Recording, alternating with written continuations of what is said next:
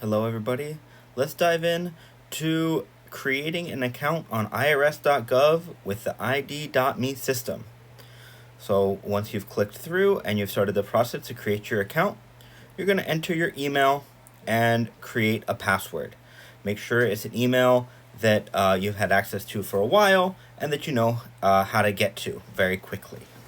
So you're going to put in your name and email and password, and you're going to accept the terms and conditions. Okay? Once you accept the terms and conditions, you'll get an authentication to your email to make sure you are who you say you are. So it'll give you a code. It will also just give you a link in the email. If you click the link, you don't have to touch anything on your desktop computer. It will just process through for you. So on the other end, on the phone, we check the email and we click accept. Now we're adding two-factor authentication. So text message and a phone call is generally the easiest one, but the least secure. You can take a look at some of those other options for more secure two-factor authentications. But for now, we're just going to go with the simple text message.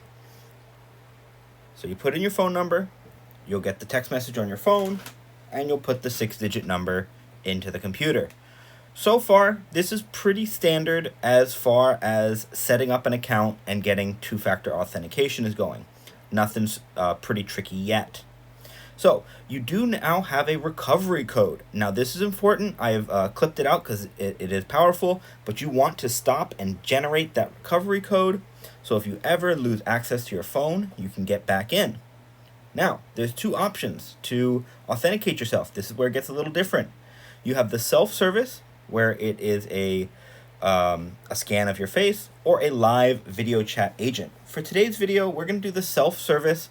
It's the fastest option, but you will need a state ID or state driver's license or a U.S. passport card to make all this work. You also need a phone that's only a few years old, about 3 years, 4 years at the very most. Make sure to read all the terms and conditions before continuing through. But once you agree to the terms and conditions, check the box and continue. Now, this has all been done on a desktop computer, but when you put in your cell phone number, they're going to send you a link to the cell phone. So here's a view from that cell phone. When you follow the link that you get, it's just going to make sure that you do want to do this and that nobody's asking you to do this because of fraud. So make sure you have a valid unexpired license. You're going to upload a picture of your license. Okay. In this version, we're going to take a photo of it, but you can also have one saved in your library. Okay. When taking a photo, rather than placing it down on a desk, we advise that you hold it up in front of you against a solid surface. So in this case, it was held against the back of my black laptop. Okay, you check it, make sure that everything is visible, there's no glare, that all the numbers are readable, and then you can click submit. Now you need to get the front and back of your ID.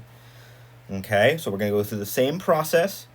You're going to take a photo, load up your camera, and take a picture of it. Again, not down on the desk, but up.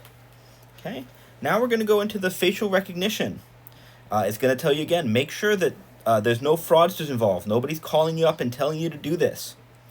So they're going to give you some tricks and tips to make sure that your camera catches the best version of your face.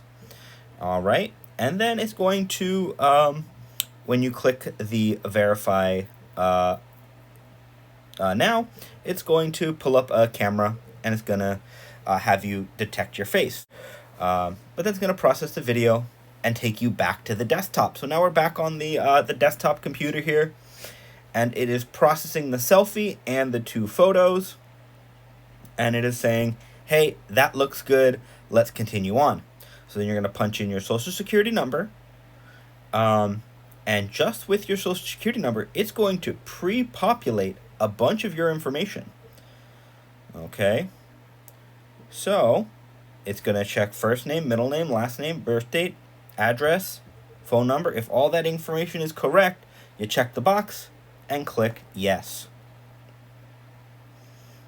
All right, so that is the simple and quickest way to authenticate yourself on IRS.gov through the ID.me system. It is not always this easy. I do tell clients and the people that are doing this that if you don't have the little star on your ID called a real ID, that this process can be a lot trickier, requiring the longer version and the video conference. So we made it into the account, and we are done for today. Thank you so much. Aloha. Bye-bye.